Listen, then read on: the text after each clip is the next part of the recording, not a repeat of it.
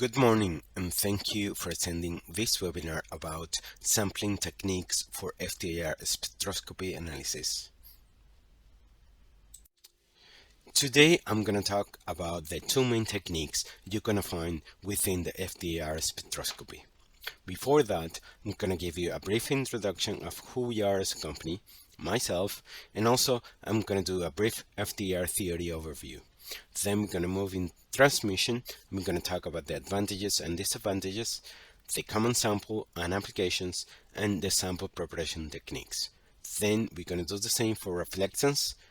And at the end, I'm going to close with an introduction of our new products. We are located in Orpington, a town just outside of London. We were founded 50 years ago in 1971, but our beginnings date back to 1950. We had about 80 employees, distributed across offices in the UK, of course, but also China, the US, and Singapore. We were the first in the market with the Golden Gate ATR about 20 years ago, and in 2019 we moved to new buildings, which you can see on the pictures below. As you know, my name is Alejandro Tomasi. I'm a business development manager and I've been with the company for 4 years, looking after our FTIR accessories and sample preparation customers in Latin America. I'm a polymer scientist with experience in a variety of analytical chemistry techniques, including FTIR, XRF, chromatography, mass spectrometry, and others that I worked with along the years. I'm going to walk you through a brief FTIR theory overview by asking these 4 questions. The first question is what it measures. It measures vibration within molecules, and that's why it's called a molecular analysis technique. So how it measures it? By passing infrared light through a sample and then analyzing the light that comes out of the sample. What it can do for my analysis? FTIR is very powerful. You can do both qualitative and quantitative determination of samples that absorb IR radiation. So finally, are accessories really needed? And the answer is yes, definitely. Accessories are the only way to handle samples within the instrument. So whether your sample is a gas, a liquid, or a solid. I want to talk about a few key concepts before we move on. So first of all, what is IR light? IR light is the region of the electromagnetic spectrum which is between 50 and 2 microns in wavelength. That corresponds to 200 and 5,000 wave numbers. Wave numbers are simply the inverse of wavelength, and it's the unit we use in FTIR spectroscopy because it's easier to understand and manage. If you look below, you'll see an IR source, a sample compartment, and a detector. So the way we compare the light that goes into a sample to the light that exits the sample is through transmission, which is, you can see down there, is the light that exits the sample divided by the light that comes from the source. And the other one is absorbance, which is the logarithm of the inverse of transmission. So I talk about vibration and molecules. So what are these vibrations really like? So vibrations occur within a molecule in a group of atoms, and these vibrational modes will have a specific frequency that will interact with the IR light that comes in the sample. When this happens, we can register the frequency and then assign a frequency and a wave number value to each of these modes. Okay, so that was the basics of FTIR spectroscopy. So with that information, how do we get a spectrum, knowing that the spectrum has all the wave numbers on it? So what the instrument uses is something called an interferometer. This interferometer has movable parts that allow it to separate all the wavelength from the IR light. Then each of these wavelengths enter in contact with the sample very quickly, and you obtain something called an interferogram. This interferogram is then converted with Fourier transform formulas to a spectrum. And you have to do that because the interferogram is based in time. It's in time-based domain. So when you apply the Fourier transform formulas, you get to the wavelength domain, which is the one we use for FTIR analysis. Okay, so having said all this, what can FTIR really do for me? So if you remember what I said that FTIR is really just for quantification. So following the Beer-Lambert law, which is on the left, that gives us a linear relationship between observance, path length, and concentration of your sample, what we need to do is to choose a peak of the sample we want to determine. So we have to do different concentrations or different path length of the same sample and draw a curve, and then with the curve we can identify what is the concentration of our unknown sample. Okay, so what else FTIR spectroscopy can do for my analysis? Besides quantification, identification is a very useful tool that you can do with FTIR. If you look at the spectrum on the left side of the slide, you notice that I divided it into 4 different regions. The first region, that is between 2500 wave number and 3000 wave numbers and more, that is related to single bond. Then triple bonds between 2500 and 2000, and then you have double bonds, which is 2000 and 1500. From 1500 downwards, you have what is called the fingerprint region. That is also very useful for identification. There's plenty of literature and supporting material that would allow you to identify different atom groups and functional groups within a molecule related to the wave numbers. So, are accessories really needed? As I said before, yes, they are virtually the only way you can measure samples on your FTIR. So the selection of an accessory depends on many things, like what is the state of your sample, is it solid, liquid, or gas? But also depends on the sensitivity you're looking for. What is the concentration of your sample? How complex is the sample? Does it have multiple peaks close to each other?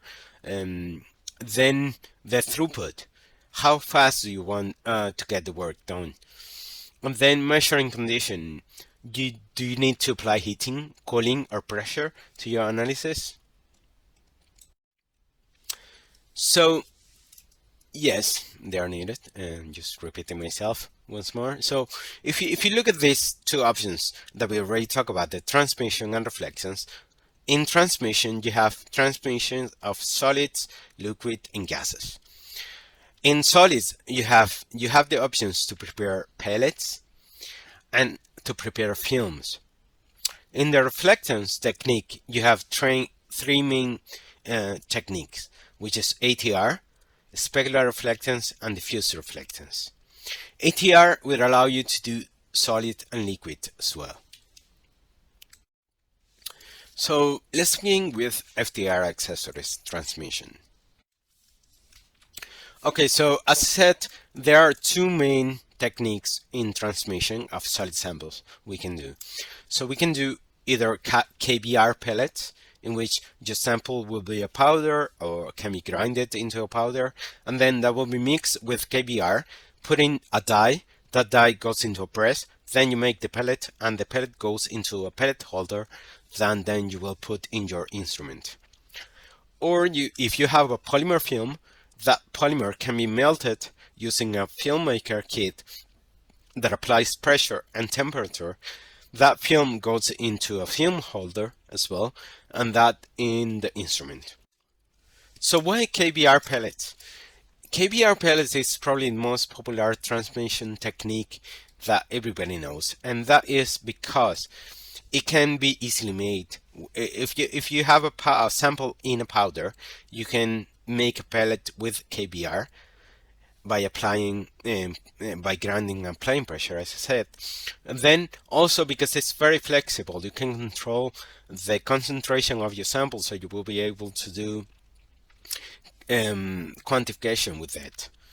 And the spectra tends to be really good. Transmission spectra tend to be really good and clear in quality. So how are the pellets made? Um, as I said before, the pellets are made with a press and a die, but there are things you have to keep in mind. You have to keep the moisture to a minimum because KBR is hygroscopic, and the pellet should be completely transparent when you do it. And if you fail in making the pellet, don't reuse the pellet. Start over because of the moisture that you can draw into it can be even worse than remaking the pellet. Okay. Moving into polymer films. So what are the options you have with Specac to make your polymer films? If you look in the left of the slide, there is the mini film maker. The mini film maker will be the lower cost option that would allow you to do films up to 250 degrees, and thickness will be about 50 to 500 microns, which is the path length of your sample. These films are made with rings of 15 millimeters diameter. If you want to do larger and thinner films, you have to use a heated platen with the big presses. The heated platens will allow you to go to higher temperature and also higher tonnage if you use a constant thickness filmmaker kit. The filmmaker kit, the constant thickness filmmaker kit, will allow you to go as low as 50 microns thickness for your film. Then you have the high temperature filmmaker. For those samples that require higher temperature, you can go up to 400 degrees to make your film. So why make polymer films in the first place? Well, if you compare, if you look at the spectra on the right, you'll see the spectra of a polymer film and the same polymer in an ATR accessory. So yes, you can obtain the same information, but the sensitivity you're gonna get with the film is much higher. So depending on what you want to look, if you want to look at a very small component in your sample that is very low concentration, the only option you might have is to make films. So the advantages of this technique is that the path length can be controlled because you can make different thickness and higher sensitivity, as I just said. Disadvantages of this particular technique is the sample prep. It takes time and it takes a little bit of a skill to make a good film, whereas in the ATR it's very easy and there's no sample prep needed. So moving into liquid samples. With a Specac, you have three options to do liquids for FTIR. Omnicell, which is the first option here, is probably the most popular and well-known technique that anybody who has used an FTIR spectrometer before will know about. With the Omnicell, it's very flexible. You have a lot of path length to choose from and crystals for your windows. Then you have the Pearl. So the Pearl is an alternative to the Omnicell for the cases in which you need a high throughput. You need to be very quick in your samples. That is not possible with the Omnicell, so you use a Pearl for that. And then the Pearl also eliminates the fringing pattern, which is something we're going to talk about later. And it's ideal for fluids that are very hard to flow, like oil and greases that will be really hard to push into an Omnicell cell, but with a Pearl it's very easy to do so. And then you have the flow cells. The flow cells are mostly used for online applications, and the good thing about the flow cells is that they are compatible with a range of cell holders we have, and that would allow you to do analysis in under pressure, temperature, and also cooling down. This is one example of how the Pearl performs. The Pearl is very good for standardized tests, like this one for biodiesel. In this test, you have to choose a peak, the carbonyl peak, and then create calibration curves with it to determine the concentration of your sample. As you can see here, the spectra of the Pearl are very clean and very easy to use. Also, if you look at the calibration curves, they are very reproducible as well. Okay, so I mentioned something about fringing and how the pearl corrects for fringing. So the fringing is interference is something that you always get when you have two parallel windows that are close to each other. So this effect is going to be very noticeable in short path length when you're doing transmission. So the pair, what it does is that it has a slightly tilted top window that allows the reflections to be eliminated, and this will give you a very clean spectra, and you know the reproducibility and the sensitivity will be optimal. There are two options for the pair. You can only get it in zinc selenite and calcium fluoride. How do you choose each one of them depends on your sample. So if you want to look into the lower wave number side of the spectra, you will need a zinc selenite. But if you don't care about that region, but you want the maximum throughput of light, then you go for calcium fluoride, as you can see on the plot just on the right side of the slide. So when I said that the flow cells are really good because they are compatible with sample holders, this is what I meant with the flow cells, and also we have solid sample holders of the same size of the flow cells that can be used in the cell holders as well.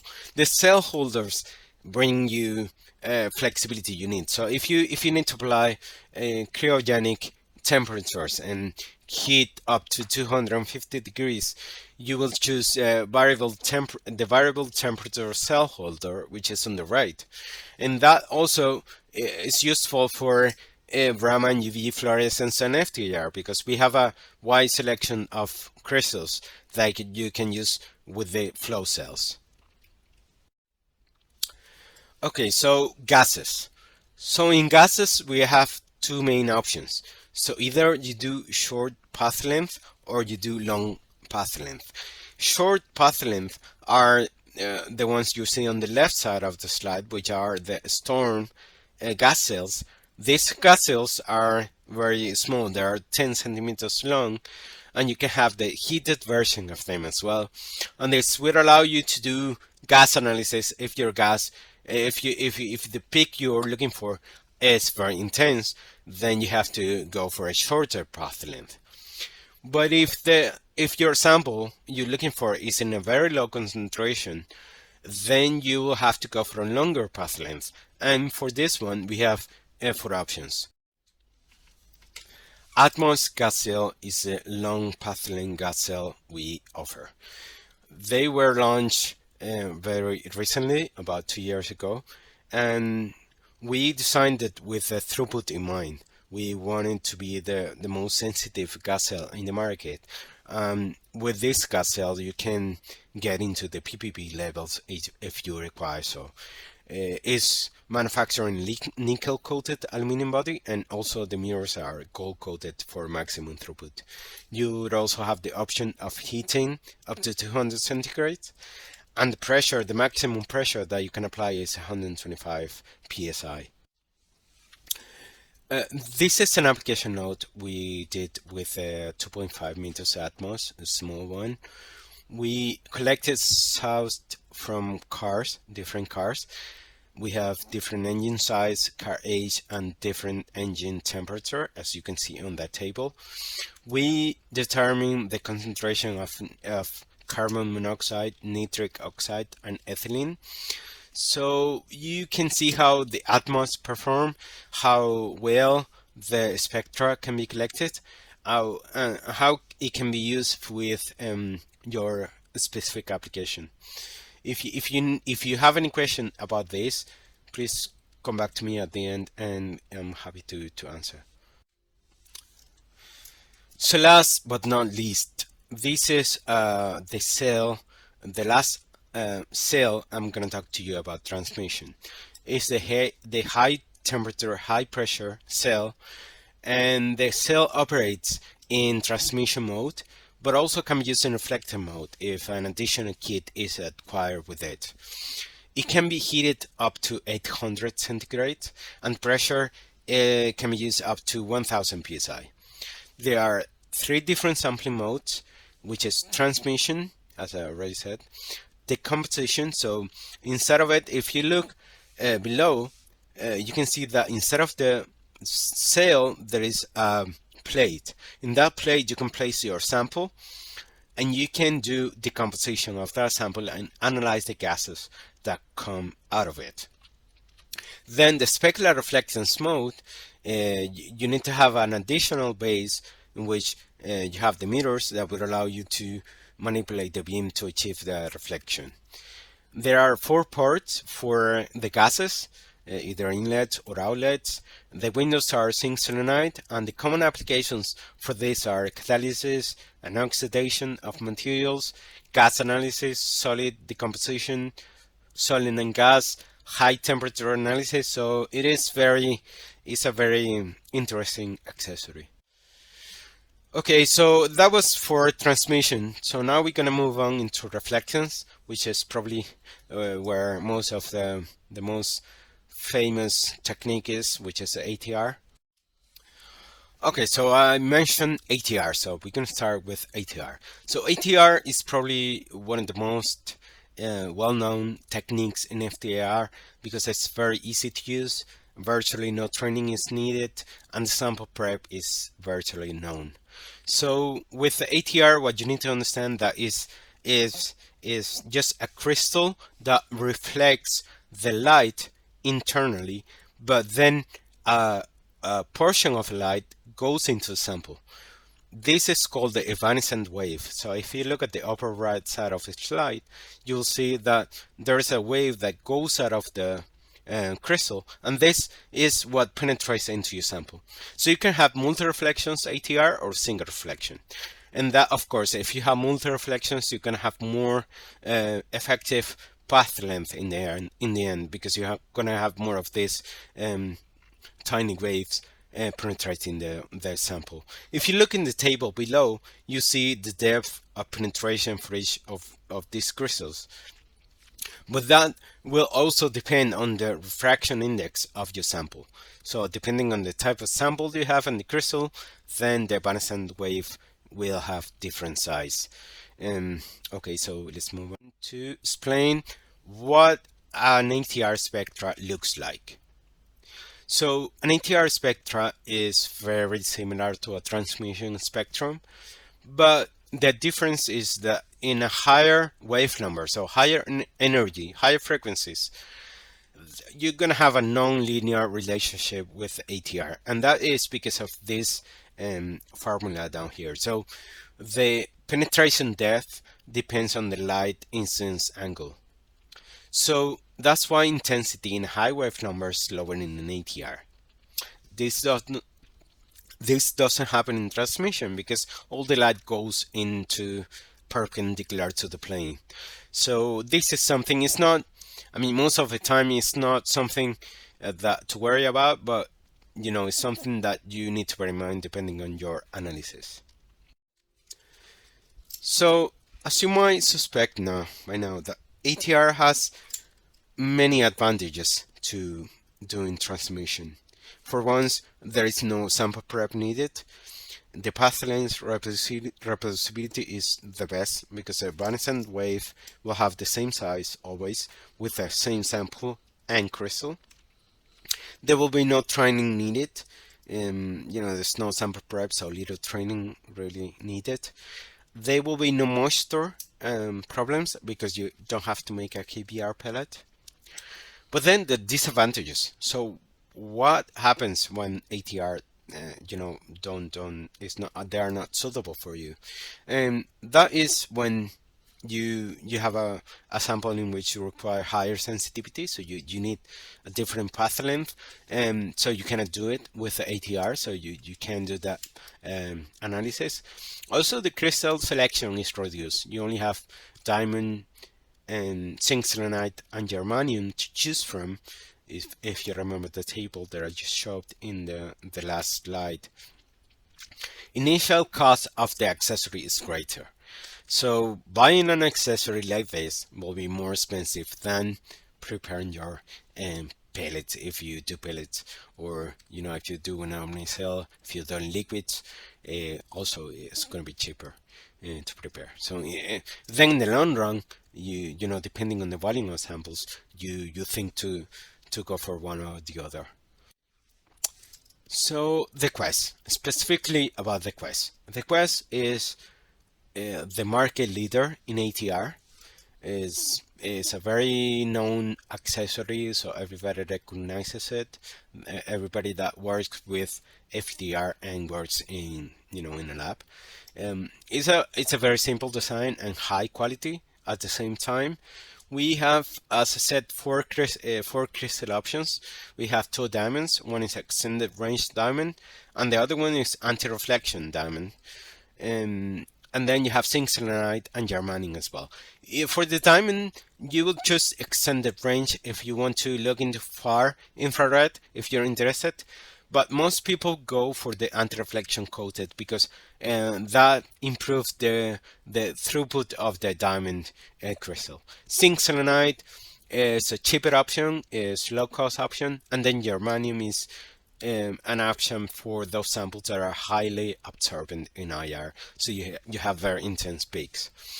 Then for the Quest, you can also get different add-ons. You can get a liquid pack, volatile cover, or liquid cell as well. And these all are compatible with the Quest, so depending on how you want to sample, you might choose one of them. So we move into the Golden Gate. The Golden Gate is also an ATR accessory, but is an accessory with added capabilities. It's for more advanced analysis. So the Golden Gate's been in the market, as I said, for a very long time, for 20 years, and it has been upgraded and improved over the years, which also adds to it robustness. The pressure you can apply with the bridge with this one is 180 pounds. So if you can see, the bridge in the Golden Gate has 2 points. So there's a lot more pressure you can apply with it. With the Quest, you can apply only 14 pounds of pressure. Diamond is supported in this case in a tungsten support. It's in a tungsten support that will increase the robustness and durability of it. You're only going to get the Golden Gate in diamond because, as I said, it's meant for advanced analysis. Inside the Quest, the Golden Gate, sorry, you have the options to go for zinc selenite or Cat S5 lenses. And you would choose one of them or the other depending on your sample. So zinc selenite will give you a high throughput, but Cat S5 will give you a longer spectral range, but a slightly lower light throughput. So depends on your sample, always how you choose to configure the Golden Gate. So moving on, this is very useful visualization of the crystals and what the spectrum look like. So you have the diamond. So diamond, liquid pack, and the standard pack and the stand pack, they all have a very high what is called a very high phonon, around 2000, so between 2500 and 2000 wave numbers. Also the zinc selenite pack is very good in throughput of light, and as you can see in the green line, they all start to decrease except for the standard diamond. The signals start to decrease, the diamond and silicon, sorry. Signals start to decrease at around 1000 wave numbers. So if you want to go below 1000, you probably will want to use the extended range diamond pack. So for the Golden Gate, we have many options to choose from depending on your analysis. We have the supercritical fluid Golden Gate that would allow you to measure fluids at 6000 psi and 300 centigrade. We also have the reaction cell Golden Gate that will allow you to monitor reactions, and there's also an agitation module that you can put on top to agitate continuously as you measure. The high temperature Golden Gate on the far bottom left that would allow you to go to 300 centigrade of heat, and is a bestseller for reaction analysis. Everybody doing curing extreme condition analysis knows about the Golden Gate. I think it's very popular. And also the low temperature Golden Gate, which is the one on the corner right, that would allow you to go at minus 150 centigrades and up to 80 centigrades.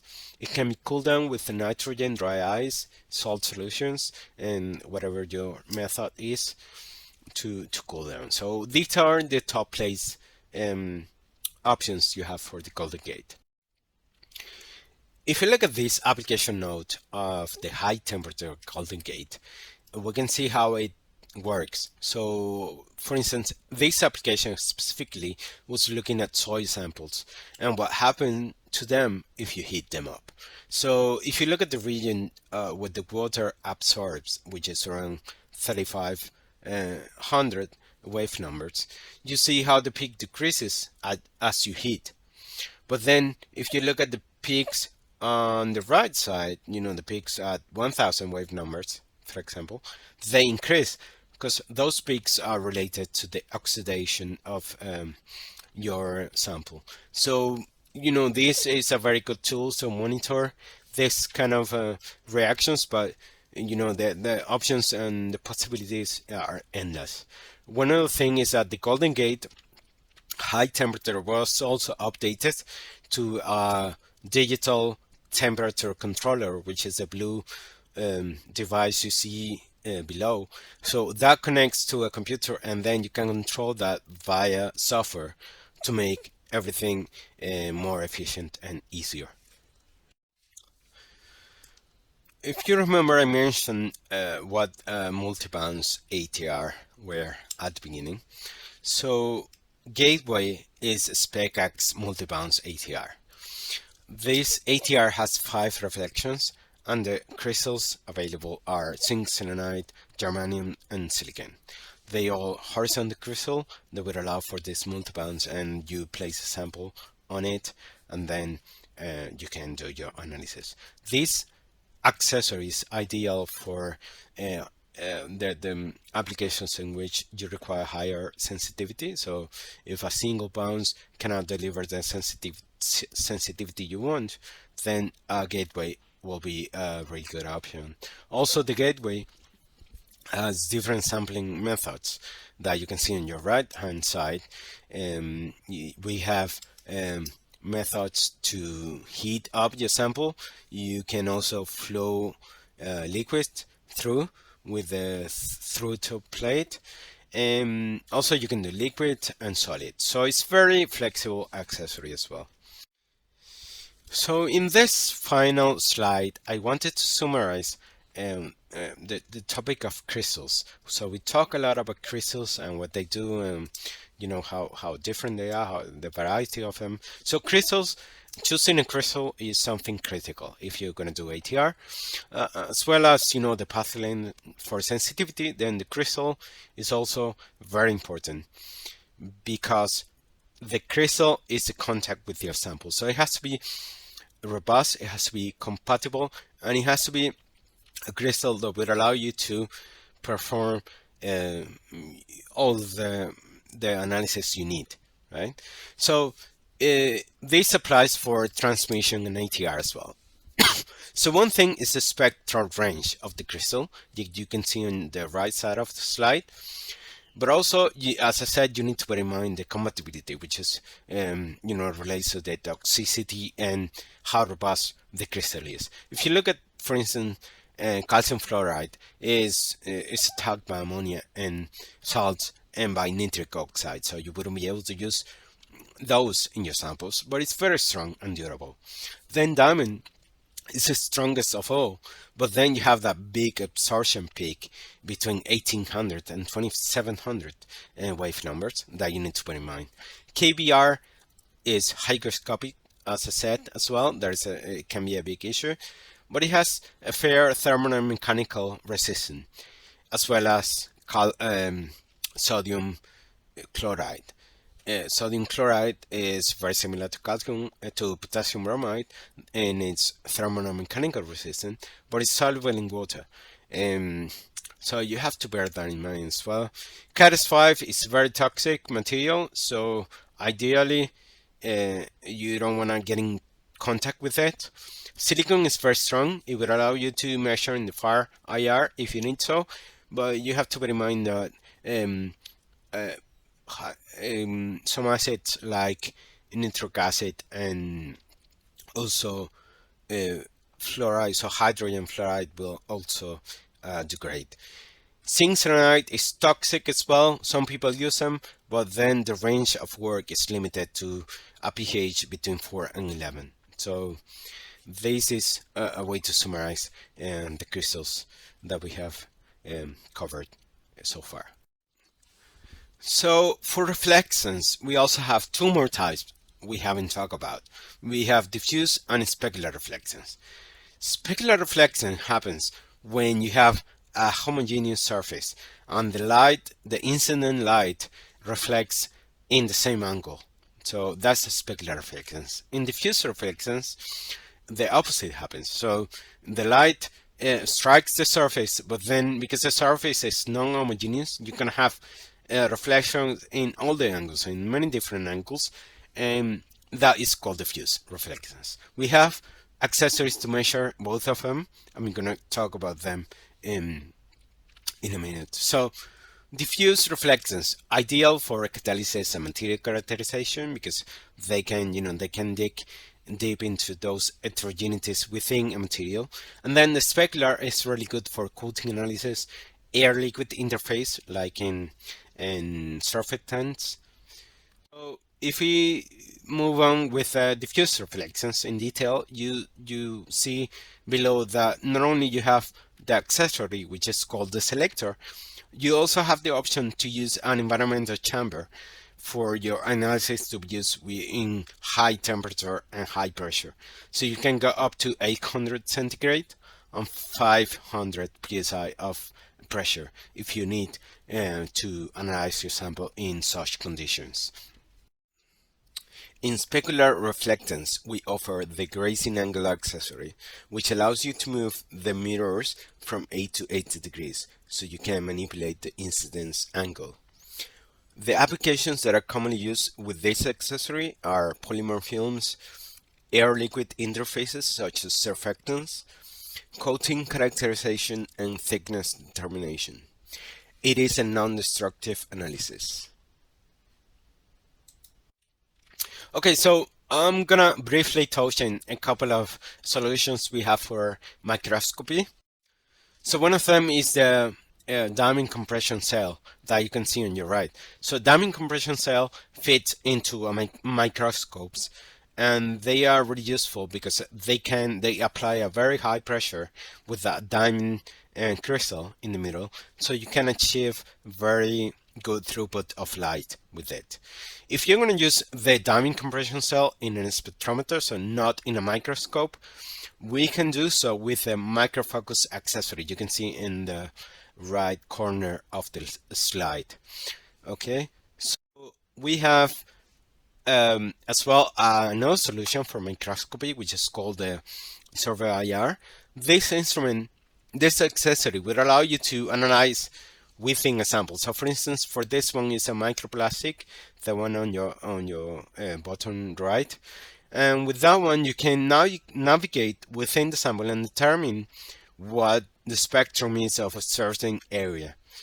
So it has a very good camera. It's a 5 megapixel camera with a very good resolution. You can magnify to 2x. It can work in transmission, reflection, and there's also oblique illumination modes. It is software control, so the way you explore your sample, everything is controlled by software, monitored by the software. It accommodates commercial transmission sale, including ours, and it's also compatible with most spectrometers in the market. All right, so just to finalize the webinar, I'm going to touch briefly in what new products we have, which is the Arrow.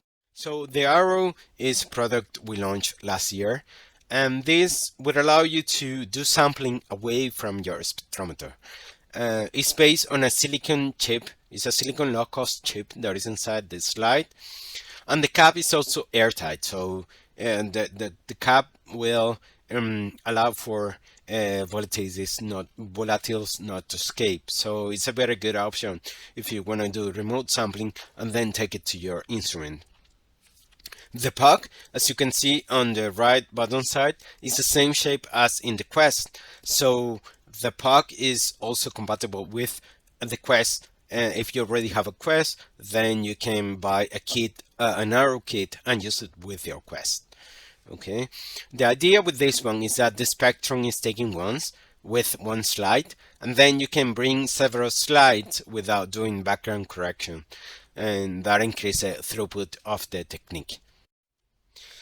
This is one analysis we did with antibacterial gel, and this is the difference between arrow and diamond ATR. So the black spectra is a diamond ATR, and the red line is an arrow. So you can see it hasn't got the same throughput as diamond, but it gives you very good peaks, and you can identify those peaks for your analysis and if you're going to do quantification. So to recap on the arrow, with this you will need no cleaning between samples. You can do batch sampling and prepare as many samples as you want, and then take it to your spectrometer. The cross-contamination is greatly reduced. There is potential for automation, so Specac is working on this. It's 100% recyclable plastic, which is what the arrow is made of. As I said, remote sampling is one of the advantages, and also you can archive samples if you wish with the arrow. So we have plenty of application notes in our website, so I encourage you to visit our website or get in touch with anybody in our sales team or myself if you want more information. We have a lot of theory, resources, techniques, and we also have an IR frequency lookup table that you can download from our website. So thank you very much, and then I'm open to take any questions.